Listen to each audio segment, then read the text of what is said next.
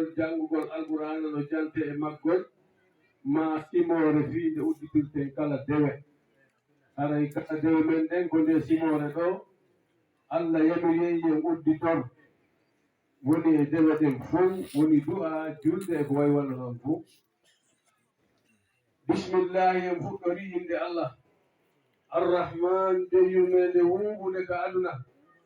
arrahimi jo yurmede heeranide julɓe ɓen tulla hara ɗiɗo ɗiɗi duyo ni waaju neɗɗo tawa ɗaɓɓa ɗiɗi fof joni noon o bismillahi rrahmani rrahim ino yeddodirede e fi julde nde woɓɓe watta e bismillahi rrahmani rrahim on woɓɓe wattata kono noon defte ɗen kañum no yaññani en fof no jaggi enen noon tijjaniyankeɓe ko ɓurɗe yaarude wonde ko bismillahi rrahmani rrahim on ɓay ko aya e nder fatiha awa l'imam safayi en kamɓe kan hiɓe tagini ka laawol maɓɓe wonde bismillahi rrahmani rrahim on ma o watte ka julde ɓay ko aya e nder fatiha awa no wiya kadi noon e defte figuɗen wonde no aña wona wonde haray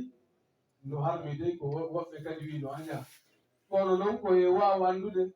si tawi goɗɗo ardike o wiya bismillahi rrahmani rrahim bonnata julde nde kono noon wiiɗo bismillahi rrahmani rrahim on enen ko ɗum ɓurata fowtinde ɓerɗe men nde tawno Allah yamiri en e anne e maako annabijo muhammadin sallallahu alih wa sallam fuɗɗore bismillahi rrahmani rrahim kala dewe mo aray no windi kadi e defte ɗen mo wi bismillahi rrahmani rrahim seytane tayiray wano buusiwol ma eten ko wiyete eten tayirta awa ɗum ɗo fof aray no koye barke bismillahi rrahmani rrahim on ɓure bismillahi rrahmani rrahim on no ɗuuɗi aray si uddodiri bismillahi rrahmani rrahim on ka julde aray no moƴƴi ko hasanu alhamdulillahi yettore wonani Allah rabbil alamina taguɗo windere arrahman jo yurmede wuuɓude ka aduna arrahimi jo yurmede heeranide julɓe ɓen tullahara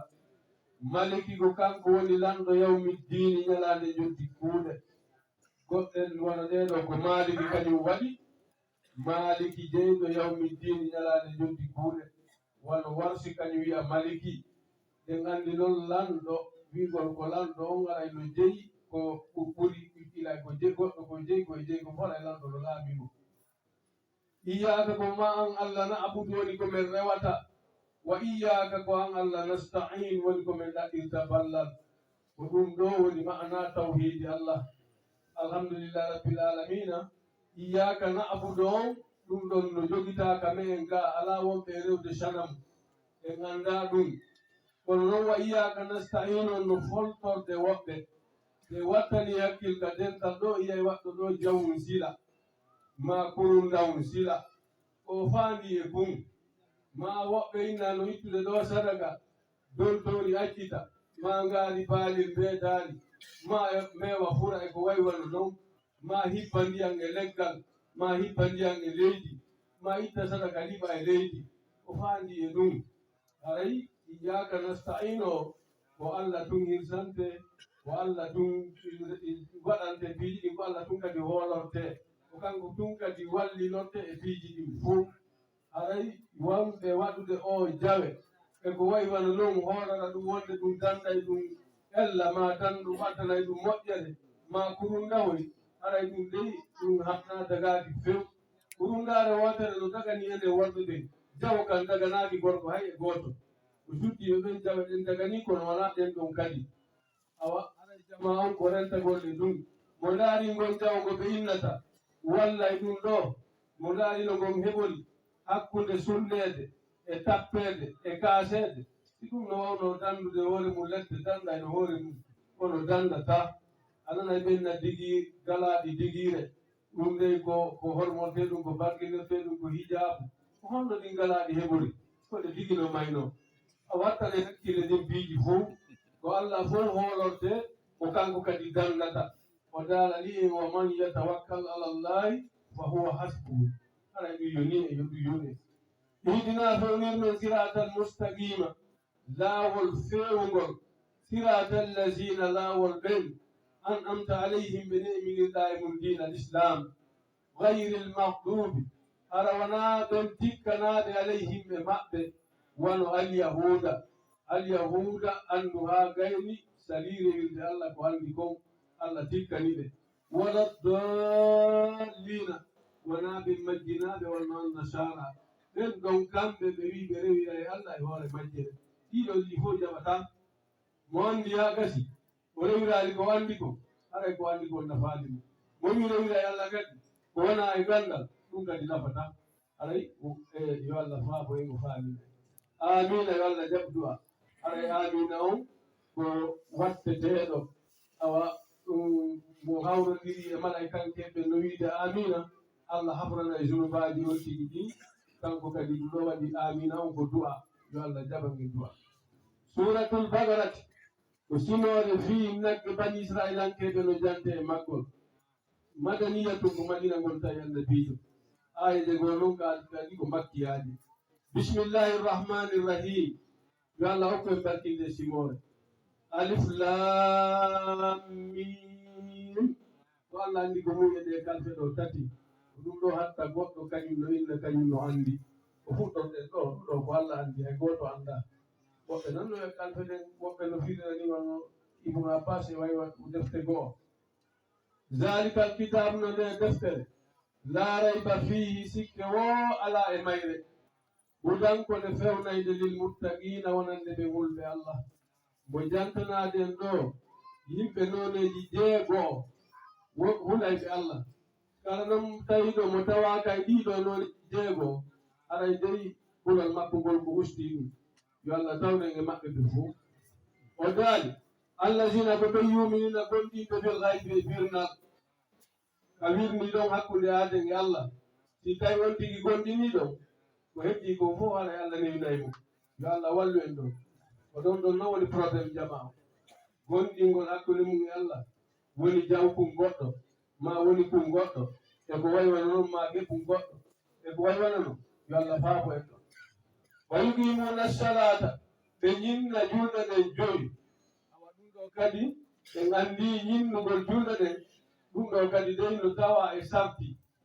ɗum ɗo noon kadi no maapini hen ɓay hannde ko kala almamijo ɓurɗo wawde yawnude o wonɗo mbiyete no wawi julnude kadi almamiɓe goo si haɓɓiɓe timminay ɓawoɓe goo kadi no hawji ɓen kadi aɗitoto almami sujjoyde ɓen kadi haɗa julde mum boni almami kadi o andu si tawi tun rukunuji ɗi ɓay ɗi ko farillaji e nder terenji 14 si tawi ɗiɗo ɗi timmaji ɗi farillaji ɗo hara julde boni surtout noon no woni toon ko wiyete fotondirgol e deejugol mo daari hadise musi salati neɗɗo bonnuɗo julde mum o juuli ha o gayni annabi sallah sallam maaki ya a juulaade o juuli kadi annabijo muhammadi sallah sallam ɓe maaki fuɗɗi to a juulaade har ɗumi laabi tati ɗoni annabijo sallallah sallam ɓe maakani en sallu kama ra'aytumuni usalli l'imam Bukhari fillani en hadise o jon noon enen en yiyaali ɗo goote yiɗen ɗo wokaga defte haɗa ko ma janngen ma heɗoɗen jannguɓe ɓen wawen anndude ko holno juulirte juldeji ɗin si ɗi yawni ɗum ko probléme julde du'anto aaden si tawi nde timmi si nde yeeɓike kadi nde huɗa on tigi nde ɓe Allah yeeɓu mum yo Allah dandu en mo juuliri julde wonde o annda ila fuɗɗi juulide so jaɓanaka